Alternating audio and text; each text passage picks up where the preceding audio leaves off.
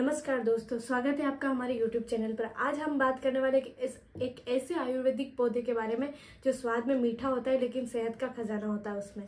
जी हाँ, हम बात कर रहे हैं एक मुलेठी के बारे में, जिसे इंग्लिश में क्या कहते हैं, लिकोराइज, और संस्कृत में यष्टि मधु कहते हैं। मुलेठी हजारों सालों से आयुर्वेद और यूनानी चिकित्सा का हिस्सा रही है। तो अब हम देखते हैं कि मुलेठी क्या है। मुलेठी क्या है? एक बारहमासी पौधा है जिसकी जड़ औषधीय गुणों वाली होती है। इसका वैज्ञानिक नाम क्या है? ग्लाइसिरिजिया ग्लेब्रा। यह जड़ एक हल्के भूरे रंग वाली होती है जिसका स्वाद मीठा होता है।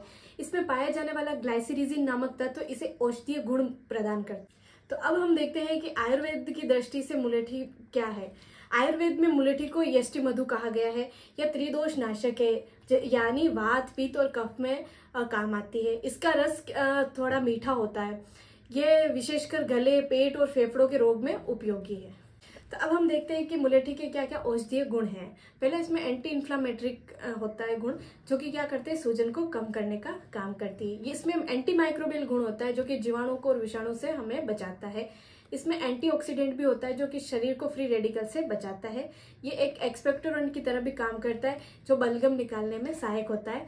ये हिपेटोप्रोटेक्टिव के रूप में भी काम ले सकते हैं इसको, जो कि लीवर की सुरक्षा का काम करती है। तो अब हम देखते हैं कि मुलेठी के क्या क्या फायदे हैं। फर्स्ट, गले और खांसी में लाभ होता है। गले की खराश, सूजन और खांसी में रामबाण इलाज है और इसको चूसने से गले में राहत मिलती है। दूसरा, पाचन तंत्र के लिए गैस्ट्रिक अल्सर या एसिडिटी और या अपच में भी ये आराम प्रोवाइड कराता है। पेट की जलन हो रही हो या कब्ज में भी ये लाभकारी होता है। तीसरा, श्वसन रोगों में भी ये काम कर है, जैसे दमा हो गया, ब्रोंकाइटिस हो गया, बलगमी खांसी हो गई, सर्दी जुकाम हो गए, इन सब में भी ये बहुत ज़्यादा असरकारक है। बलगम को ढीला करके बाहर निकालने में भी ये बहुत ज़्यादा मददकारक है।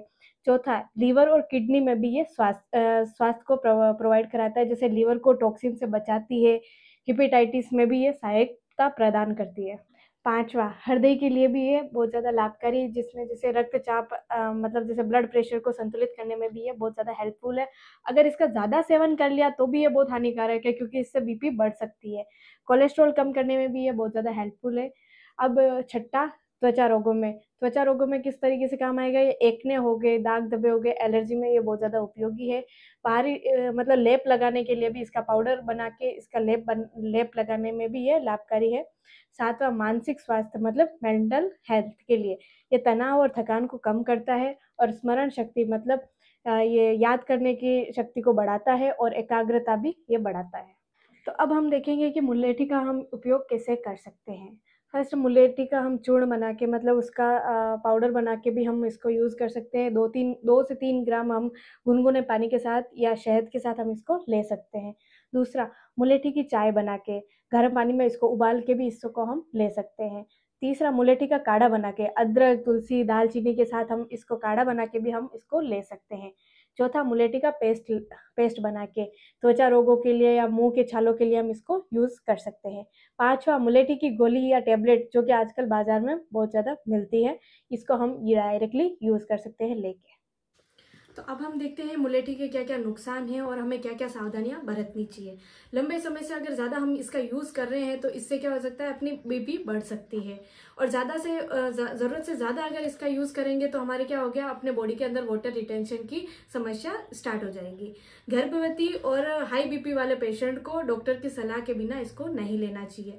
प्रतिदिन हम इसको 2 से 3 ग्राम का ही सेवन करें, इससे ज़्यादा ना लें। तो दोस्तों, मुलेठी एक प्राकृतिक औषधि है जो गले, फेफड़े, पेट, त्वचा के लिए एक अमृत समान है। सही मात्रा और सही तरीके से लेने पर यह बहुत ज्यादा लाभकारी है।